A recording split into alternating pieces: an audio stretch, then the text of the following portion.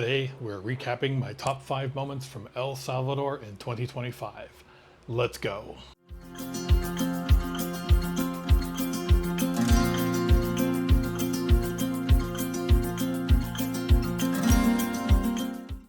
So just a quick reminder that in 2025, I spent a month in El Salvador, traveling over the majority of the country, and had an incredible time. In our previous video, we already recapped the 10 through 6 places on my list, as well as our honorable mention. Today, we'll be discussing the top 5 moments I had in the entire country during my time there, and I'm really excited to show them to you. In 2025, I traveled through 7 different countries. We've already discussed Mexico and Belize and Guatemala in the past. Today, we're finishing up our list from El Salvador, and we still have Honduras, Nicaragua, and Costa Rica to come. So for El Salvador, I made 10 videos this year. I made 7 stops across the country, including Santa Ana, 3 stops along the Ruta de las Flores. I stopped in El Zonte, Suchitoto, and of course the capital, San Salvador. So enough talking about it. Let's get into the list, and let's start with our top 5 moments from El Salvador in 2025 in the number 5 position. In the number 5 position, I have the San Salvador National Library. This building was like nothing I'd ever seen. It was beautifully designed. Everything felt very open and spacious. Every floor had different themes to it. So you'd have a theme where there was a whole section on Harry Potter, or there was a whole section on Lego, or there was a whole section on technology and VR. And the entire space was just amazing. It's open 24/7 in San Salvador, and there's something there for everyone. It was so busy when I was there. There were so many people milling about, reading books, doing work, studying, checking out some of the different setups that they had there, some of the different exhibits. Just a monumental place. I'm a big believer that libraries are a key factor in any city, and this one was like no other that I'd seen. Let's have a look at some of the clips from the San Salvador National Library. So one of the interesting things to note about this, just before we go inside, this National Library is actually open 24/7. It is the only national library in the world that I'm aware of where you can go any time of day or night. So this is just inside the front lobby here at the library. And you can see there's some of the different floors that are shown here. It's a nice view from up here on the terrace on the 6th/7th floor, overlooking the main square, the cathedral. There's the national building over there on the left. You can see here they've got a pretty impressive video game set up here with some nice gaming chairs and big screens and stuff. And on this side is more of like the study area, quiet area. So this next floor coming up, you get to let your geek flag, or your nerd flag, fly a little bit. So they got a little dedicated, here's the Star Wars section here. They got all kinds of little like mementos and Lego AT-AT Walker and all kinds of stuff. Game of Thrones, unfortunately the book series that will never get finished at this point. George R.R. Martin's just been working on it for however long it's been, 1996 I believe it started, and it's still not done. And then there's this really cool Lord of the Rings section with all the different books and stuff included. Harry Potter, and then of course all the books and things that go with that. In the number 4 spot, I have the Huayua Food Festival. So when I was doing research initially on El Salvador, one of the things I kept seeing over and over was do not miss the food festival in Huayua. Huayua is one of my 3 stops along the Ruta de las Flores, and it did not disappoint. The entire adventure over the span of about a week through the 3 cities that I visited was incredible. It's a beautiful part of the country, lots of history and culture there, and I cannot recommend it enough. The Huayua Food Festival especially was a really fun time. Every weekend they have all the streets set up with vendors and restaurants who come out to sell their food, and they have all these different combination mixed plates to choose from, and it's just a really great time. Let's have a look at some of the clips from the Huayua Food Festival. Just got here to the Central Park and just having a little look around to figure out the best course of action here to tackle my food options, because there is a lot in there, all in different directions. Well, that didn't take long. I found a place here, Etojitos La Garcia de Dios, and they have a mixed plate, which comes with four large shrimp, three large shrimp, steak. I'm looking at the sample plate. Steak, baked potato, chicken, vegetables, rice, the whole bit, and it's $9. And they're doing a fresh prep on it right now, so that everything is fresh made and ready to go. So there we go. So we've got three very large shrimp, chicken, steak. Get some fried bread here, some baked potato there as well, some chicken, a little bit of everything. So we're going to dig in now and see how it is. So this festival they have here on the weekends is definitely the place to check out if you're coming to town. So after that, I decided to only have the one thing that seemed to make sense. This is a michelada. It's a traditional mixed drink. So they start it with a beer, and then they add in like tomato juice and a whole bunch of spices, and they add like tajin to it and salt and all kinds of stuff. And then they give you this little dish of chips and stuff to go with it as well. And anyway, that was $5 for the whole thing. So I'm just going to kick back and enjoy that and just enjoy the view here at the downtown festival for food in Huayua on Saturday. So that was just a little taste here of the Saturday afternoon food festival here in Huayua. That meal was amazing for $9. There are dozens and dozens and dozens of choices here. So if you do come and you want to check out the food festival, you can either get larger dishes like I did, or you can get some smaller things and sample from different places. So in the number 3 spot, we have the beaches of El Zonte. So when I was looking up information for El Salvador in preparation for my trip through the country, one of the things I kept seeing was everyone needs to go to El Tunco, which was another city just down the road. It felt very touristy. It felt very overrun with, that surfing culture, the expensive hotels and expensive restaurants, very much catering to a Western tourist kind of environment. If you've watched my videos at all, you know that that's not really the kind of thing that I'm interested in. So instead, I voted to go to El Zonte, which is a smaller town just up the coast a little bit from El Tunco. And it was amazing. The beaches there were breathtaking. That whole coastline was incredible. Let's have a look at some of the clips from my number 3 moment, the beaches of El Zonte. We're just over here. There's a little skate park here. And it's just right on the beach, which is right down here. ¿Cómo te llamas? Brian. Brian? Ian. Mucho gusto.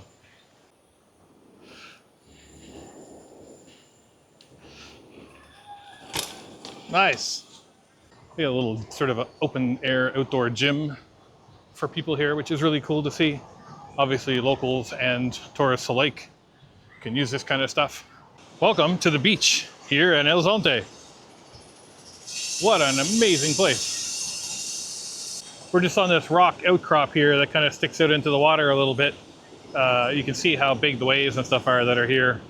And just a gorgeous beach. Lots of sand over on this side if you wanted to come down and actually walk out for a swim. Take a little walk out here on the rock first.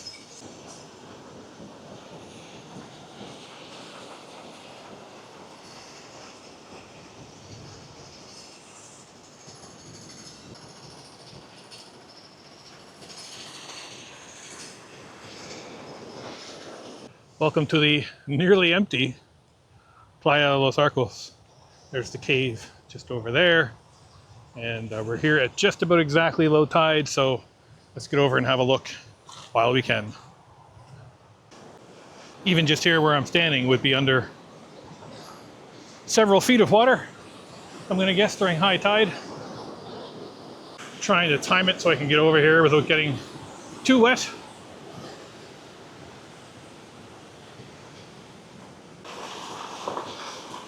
This water is really warm. I'm surprised just exactly how warm it is.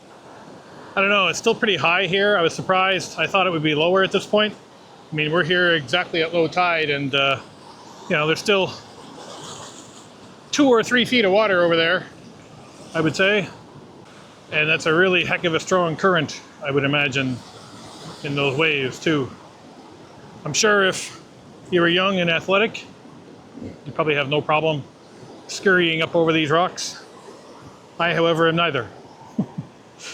I'm just gonna stick here for a few minutes to watch the waves. There's literally nobody else on this beach. So if you're in El Zonte, I highly recommend you walk the 10 or 15 minutes to the left out of town to Playa Los Arcos. It's a beautiful beach here. There's nobody else on it, but it's a beautiful view. And if you're feeling a bit of a daredevil or a bit more motivated, or your risk factor is higher, I guess, the arch that you've seen in some of the pictures is just right around the corner here. In the number 2 spot, I have Hoya de Seren, which is known as the Pompeii of Latin America. Hoya de Seren is a city that is frozen in time. About 1500 years ago, an eruption of a local volcano covered the entire city in ash and left it frozen as it was. So archaeologists and historians have found this as an amazing record of a localized village during the time of the Maya. It wasn't a big city, didn't have large temples, but what it did have was a local community of sustaining farmers and fishermen and that type of thing, and it gave such a unique view into the local life during the time of the Maya. It was a very special place to me. It was one of the most incredible ruin sites that I've been to, and I had almost the entire place to myself. It was spectacular. Let's have a look at some of the clips from my number 2 pick for my top moments in El Salvador, Hoya de Seren. Historically, if you want to see some ruins in the area, this is definitely one of the places.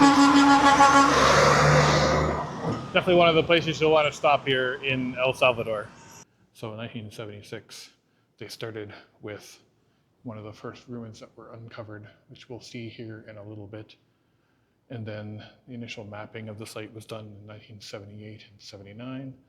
And then on through time, as you can see, more and more sites were uncovered and excavated.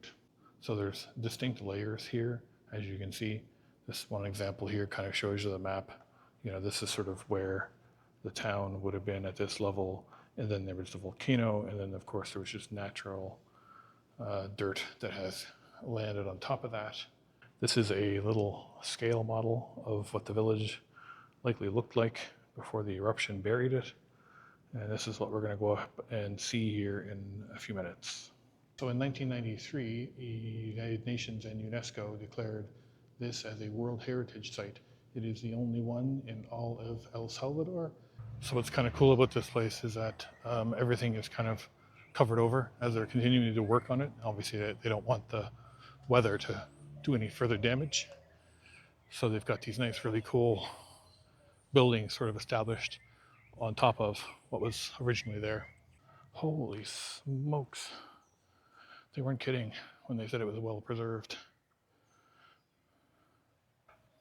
So this first building here in front of me was a communal building, and meetings would occur here, and they determined this. They said because in this front room, where you can see these two sort of raised bench areas, these were used for people of authority to sit.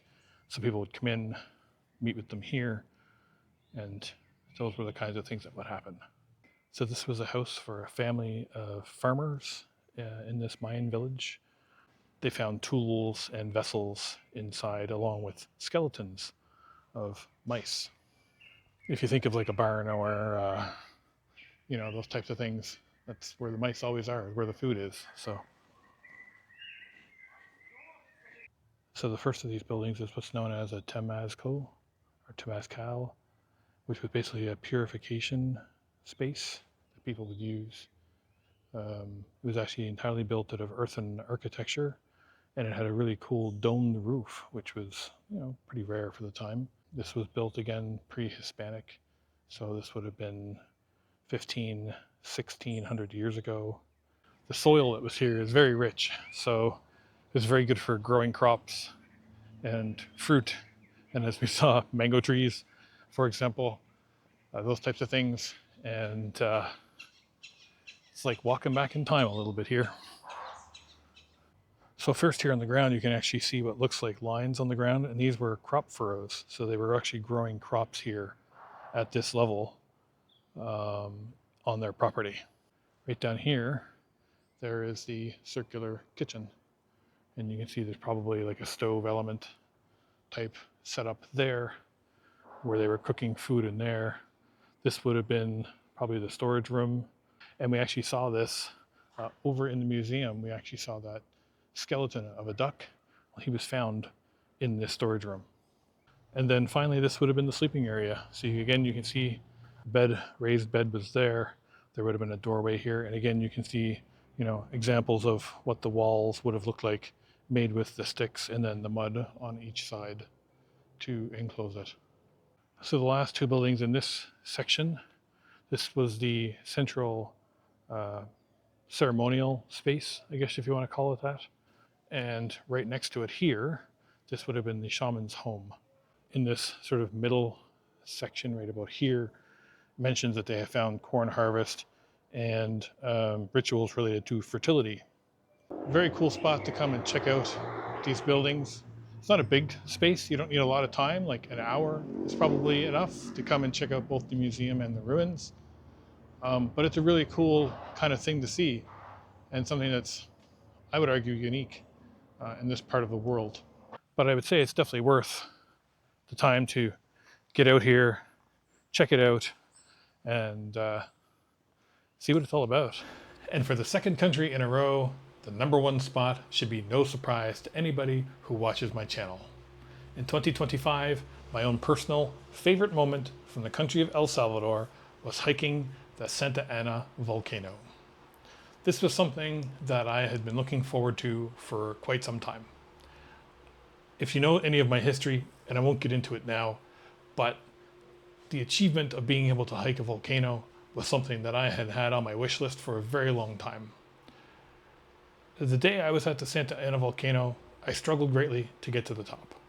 I had doubts I was going to make it. I became very emotional on several occasions. But getting to the top, looking into the caldera, and the view around, even though it was overcast, was so worth it, and was like nothing I'd ever experienced. It touched me deeply. It gave me such a sense of accomplishment when I finished, and it's something that I will remember for the rest of my life. And so, let's have a look at some of the clips from my #1 moment in El Salvador in 2025, hiking the Santa Ana volcano. As I am heading to Santa Ana volcano today to attempt to get to the top, and we'll see how that goes. I've heard anywhere from an hour and a half to 2 hours to complete the summit, so I expect it to take 3. So we just got off the bus here at the base of the hike. Looks like it was about just under 2 hours, I would say, in total, and yeah, pretty smooth ride. Mencionarles algunas recomendaciones para la caminata que vamos a realizar este día. Este día vamos a subir el volcán más alto de El Salvador. El Salvador es un país muy pequeñito, pero tenemos alrededor de 242 volcanes, ¿sí? Este es el más alto de todos. Son unos 3 kilómetros y medio de distancia de acá hasta el cráter.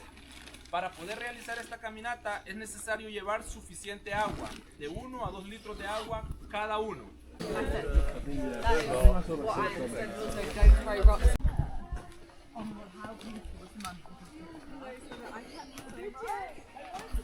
Well, I wanted to climb a volcano. Here I am. Everyone else is far ahead. I am the last one, I think, for my group, but I'm just going to keep going.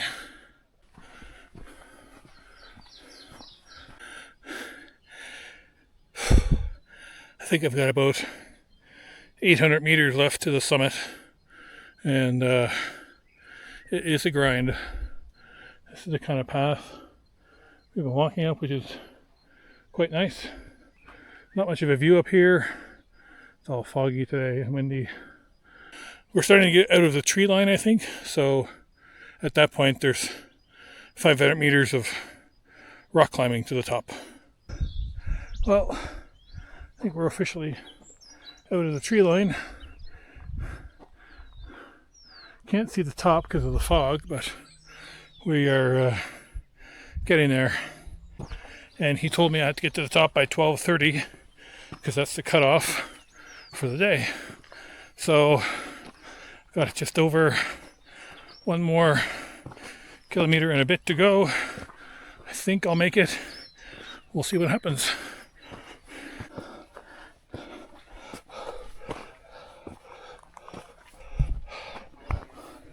Well, I'm not quite at the top. You can just sort of see it up here, but I'm trying. I've got about an hour of time left, and it'll be close if I can get to the top or not. It's, I believe, even steeper from here, but we'll see what happens. Everyone keeps telling me to keep going because it's worth it, so that's what I'm going to try and do.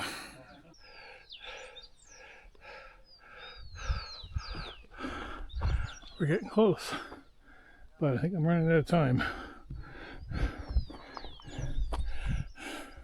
This is the hardest thing I've ever done, by far.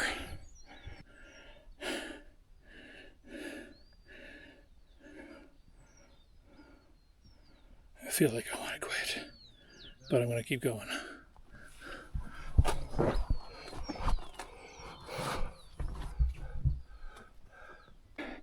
That's what's left. Man, why did I decide to do this?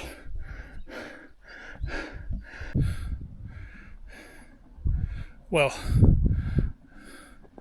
don't ever let anyone ever tell you can't do anything. Because even me, at 51, when a year ago I could barely walk a flight of stairs without getting winded, I made it to the top of Volcan Santa Ana.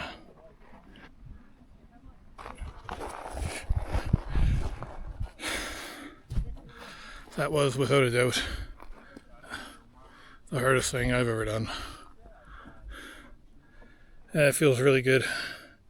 As tired as I am, as exhausted as I am, it feels really good to have completed it. It took every inch, every second of 3 hours for me to get up here. If you're young and in tip-top shape and all that stuff, they tell me it takes an hour and a half. So somewhere between an hour and a half and 3 hours should be your goal.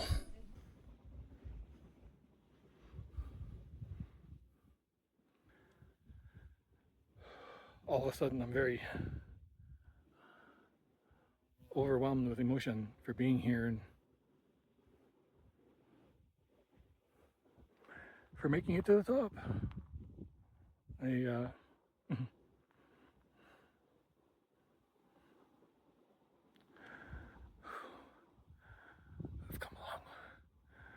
I've come a long way, and here's to so much more.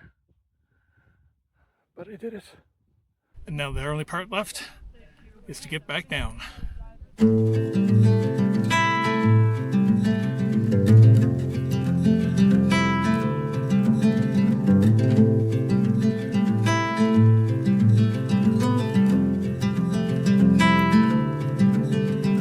Close your eyes, hear the voice within calling. This heavy load got under your skin, hauling. You got the white knuckles holding on it tight, keeping your feelings bottled up inside, heading for a collision in the night. To really live, you gotta die. Breathe in, breathe out. Hey, come alive. So there you have it. My top 5 moments from El Salvador in 2025, part of my larger top 10 moments from the last 2 videos. I really hope you liked this list. Let me know down in the comments of some places that maybe you would recommend that did not make my list for a future adventure in the country. Thank you so much, as always, for watching. If you're new to my channel, please hit that subscribe button down below. Leave a like or a comment to let me know that you were here. Let me know your thoughts on the video, channel in general, or anything else you have to say. I do read all the comments and I try to respond to as many as I can. If you'd like to support me further, there's a couple different ways you can do that. I currently have memberships set up here on YouTube. There are 4 different tiers available, the cheapest starting at just 99 cents Canadian per month. If you'd like to support me one time, you can do that through a couple different ways. I have both links for PayPal and Bitcoin, both on the screen here as QR codes, and also in the description below. And of course, on my own site, WanderBeard.com, I have a merchandise store set up where I have t-shirts and hats and mugs and those types of things available, as well as some affiliate links there for Amazon.